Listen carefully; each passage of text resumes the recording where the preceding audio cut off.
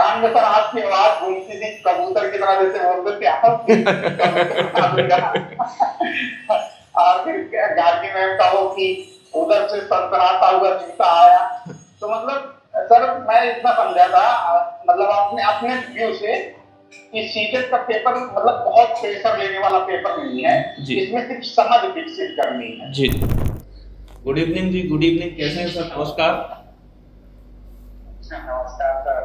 तो बढ़िया है। सबसे पहले तो आपको हमारा बहुत बहुत जय हिंद और बहुत सारा नमस्कार, क्योंकि आप पहले से ही देश की सेवा में बहुत लंबे समय सर्विस दे चुके हैं। तो पहले तो आप सर एक बार बताएंगे कि आपका शुभ नाम क्या है और कहाँ से आप बिलोंग करते हैं? जी सर, मेरा नाम रणधीर रंजन है। मैं अम्बेडकर नगर उत्तर प्रदेश का रहने वाला हूँ। जी जी। मैं कोड सिग्नल में एनरोल हुआ था 2003 में और 2020 तक मैं सर्विस किया था। जी जी। इसके बाद रिटायरमेंट आ गया था।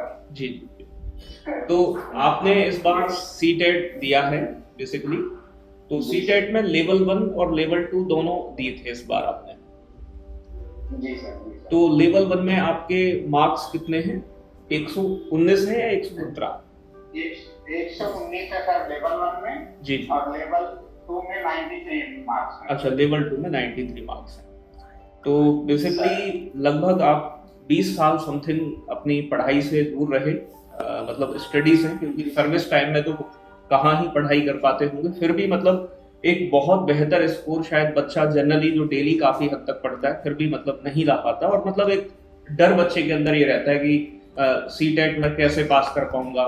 मतलब ये सोचता है कि मतलब कि बड़ा कठिन है, हालांकि इतना कठिन नहीं है, क्योंकि एनसीईआरटी की चीजें बड़ी लिमिटेड हैं और बच्चा अगर सही दिशा में पढ़ाई करे तो वो क्लियर कर सकता है बड़े प्यार से। ये आपने महसूस किया होगा। जी सर, मैं सर जब सबसे पहले तो मैं मतलब पहले घबरा रहा था कि कैसे क्या होगा सीटेट का। इसके बाद कुछ लोगों ने बताया कि जो साथ में से कुछ बच्चे हमारे यहाँ रहते थे, उन्होंने बताया कि ऐसे ऐसे पढ़ना है और आपके चैनल का नाम लिया, तो मैं तो बिल्कुल कुछ भी परिचित नहीं रखती थी इससे। जी जी। लेकिन क्या था, हिम्मत था कि कर सकता हूँ, अगर मिलेगा मौका और अच्छा मार्गदर्शन मिलेगा कर सकता हूँ। इसके बाद मतलब इतना बढ़िया तरीके से मोटिवेट किया गया कि समझ नहीं मिला कि मैं तब मतलब 1-1.5 महीने की तैयारी टोटल किया था तब मैं। अच्छा। जिसमें सर सबसे ज्यादा मुझे बेनिफिट लगता था, जैसे जब मॉक टेस्ट आपका आता है संडे जी, तो उसको मैं अर्ली मॉर्निंग ही देता था। सबसे मतलब जैसे आता था तुरंत मैं देता था मॉक टेस्ट। जी। और मॉक टेस्ट में भी मैं जनरली सर जितना नंबर इसमें स्कोर किया उससे बेटर ही मतलब 122 130 तक मैं उसमें भी पाता था प्राइमरी स्तर में। जी। और 105 या 100 तक पाता था सेकंड जूनियर लेवल। जी। कान में सर आपकी आवाज घूमती थी कबूतर की तरह, जैसे बोलते थे आप और फिर गार्गी मैम का वो कि उधर से सरसराता हुआ जूता आया। तो मतलब सर मैं इतना समझा था, मतलब अपने व्यू से कि सीटेट का पेपर मतलब बहुत प्रेशर लेने वाला पेपर नहीं है, इसमें सिर्फ समझ विकसित करनी है। जी। और समझ को मतलब ऐसे कि जैसे कभी कभी हम ये महसूस करें कि मैं खुद अगर बच्चा होता टीचर मेरे साथ कैसा बिहेव करे। दूसरी बात सर इसमें सबसे बड़ी मुझे ये चीज लगी थी कि स्कोरिंग सबसे ज्यादा होता है पेडोलॉजी। पेडोलॉजी का भी लिमिटेड लोगों से पूछा जाता है। मैंने जो पीवाईक्यू देखा था लगभग रिपीट होते हैं, चाहे वर्ड सेम बने या ना बने, पर मॉडल वही सेम रहता है, कॉन्सेप्ट वही सेम रहता है। बिल्कुल अच्छी तरह समझ ले कि कहना क्या चाहते हैं लोग। जी। तो क्वेश्चन गलत होने की संभावना कम तो कहने का मतलब ये है कि बेसिकली मॉक टेस्ट का एक बड़ा रोल होता है सीटेट के एग्जाम में, जो आपके यानी कि आपको भी महसूस हुआ कि अगर बच्चा मॉक टेस्ट लगाए, प्रीवियस ईयर क्वेश्चन करे, तो मतलब इससे काफी हद तक फायदा बच्चा उठा सकता है। जी सर, मेरे समझ से तो मतलब 80% हेल्प करता है मॉक टेस्ट। जी। पीवाईक्यू बिल्कुल बहुत ज्यादा हेल्पफुल। और मॉक टेस्ट देने का एक चीज है, कॉन्फिडेंस आ जाता है। बिल्कुल। कभी भी पेपर देते तो मुझे बिल्कुल घबराहट सी नहीं हुई, मुझे ऐसा लगा कि मैं पेपर दे रहा हूँ। जी। मुझे लगा कि घर पे बैठ के मॉक टेस्ट दे रहा हूँ और कान में वही आवाजें गूंजती थी, ऐसे छांटना है इस ऑप्शन को किनारे कर देना, ये तो बिल्कुल नहीं हो सकता, ये सोचना है। तो थोड़ा सा मतलब सारा खेल समझ का है कि अगर पेडागोजी में आप थोड़ी सी समझ अपनी अच्छी कर लो तो मतलब आप बेहतर कर सकते हैं। और भी सर हैं मतलब साथ में, जैसे विपिन सर हैं, आपसे 1-2 बात पूछेंगे। मैं विपिन सर को थैंक यू बोलना चाहूंगा। मैं जैसे एनसीईआरटी मैंने कभी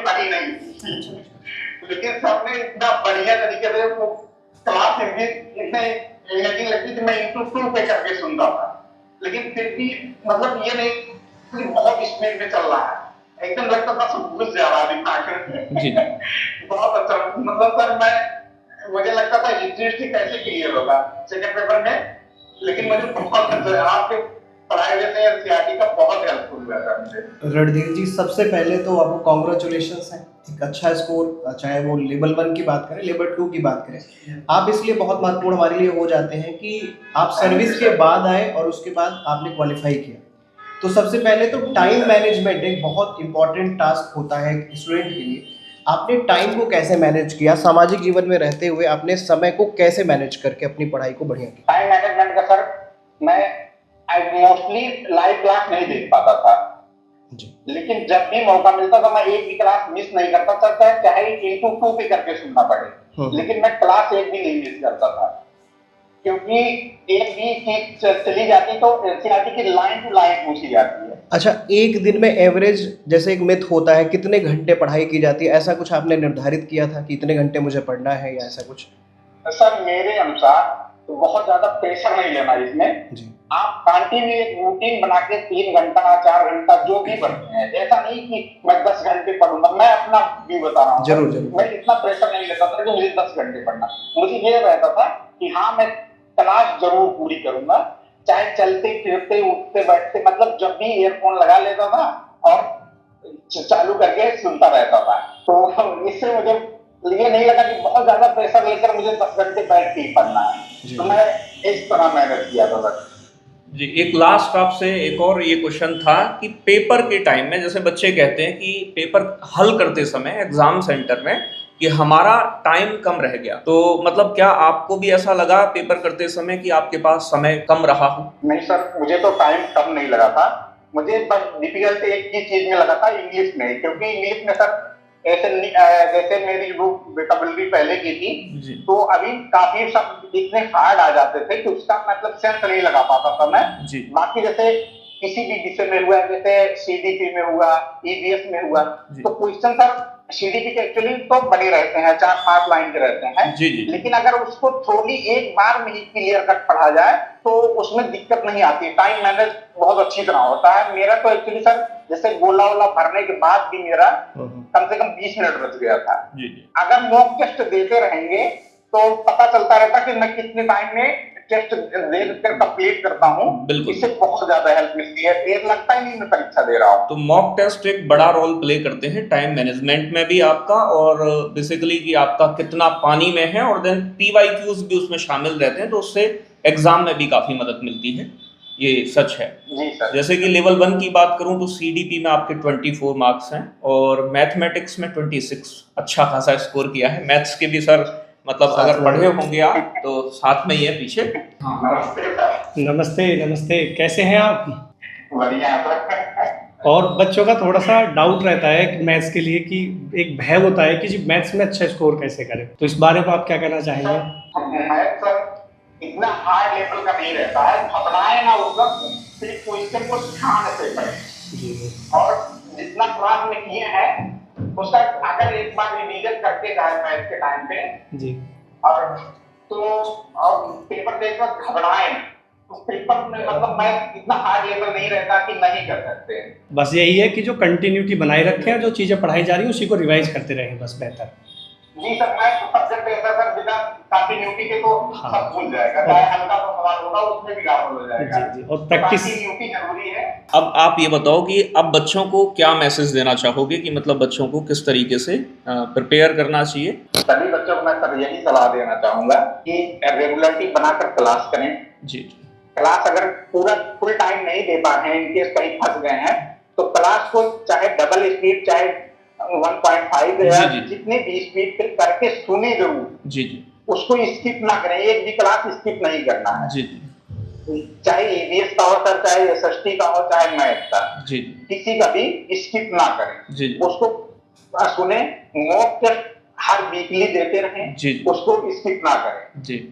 परीक्षा देते वक्त कभी भी घबराए ना, जब डेली मॉक टेस्ट देते हैं तो उनको ये पता चल जाता है इस 30 क्वेश्चन को मैं कितने मिनट में कर ले रहा हूँ। जी। चलो बहुत अच्छा लगा आपसे बात करके। बाकी हमारे विषय ईवीएस में भी आपके शायद 25 मार्क्स हैं। मुझे अच्छा लगा कि मतलब काफी अच्छा स्कोर करा है आपने। हाँ 25। सबसे इंटरेस्टिंग सब्जेक्ट तो मुझे इंग्लिश लगता था और सबसे इंटरेस्टिंग तरीका आपका पढ़ाने का लगता था। जब जी, आप जी। बोलते थे मेरे कबूतर वो तो मेरे नहीं आप सच में मतलब बहुत अच्छा लगा और देश की सेवा की है आपने। और आगे भी मतलब मैंने देखा है कि जो आर्मी में रहते हैं हमारे देश के वीर जवान, वो उनके अंदर जो डेडिकेशन है, क्योंकि आर्मी जो डिसिप्लिन सिखाता है, तो मतलब आपके अंदर वो चीज़ है कि मतलब ये चीज़ छोड़नी नहीं है तो छोड़नी नहीं है और बहुत मेहनत से चीज़ों को करना है। अच्छा एक चीज़ और बताइए सर, जैसे लास्ट टाइम पे जो हमने मैराथन क्लासेस कराई थी रिवीजन के लिए, वो आपने की थी मतलब लास्ट सर टाइम? मैं एक भी मैराथन एक भी पीवाई कुछ नहीं छोड़ा कुछ नहीं छोड़ा। कुछ छोड़ा ही नहीं है। बहुत ज्यादा help सारी करा। मतलब ये है कि अगर कोई बच्चा नॉर्मल अगर सही ढंग से क्लास भी कंप्लीट कर ले तो वो बड़े प्यार से मतलब सीटेट क्वालिफाई कर सकता है। हाँ हाँ सर पूरा क्लास करता रहे। अगर उसको लगता है कि मैं छूट रही है तो मैराथन लास्ट टाइम का मैराथन और पीवाईक्यू जो प्रैक्टिस चलती है जी। उन सबको तो बिल्कुल स्किप करने का मतलब ही नहीं है सर। हाँ वो सब कुछ कर लोगे तो मतलब आप एक बेहतर स्कोर कर सकते हो। जी सर मेरी समझ से बहुत अच्छा स्कोर कर जी, सकते हैं। और जब आप गवर्नमेंट जॉब लेंगे तो एक बार आपसे जरूर मिलेंगे आमने सामने बैठ के, साथ में एक मतलब चाय तो जरूर बनती है सर। और बहुत अच्छा लगा आपसे बात करके, बहुत बहुत धन्यवाद आपका। ठीक है सर, बहुत बहुत सर शुभकामनाएं। Thank you sir. All team Gargi command को भी थैंक यू जी बिल्कुल। पूरी टीम को सर।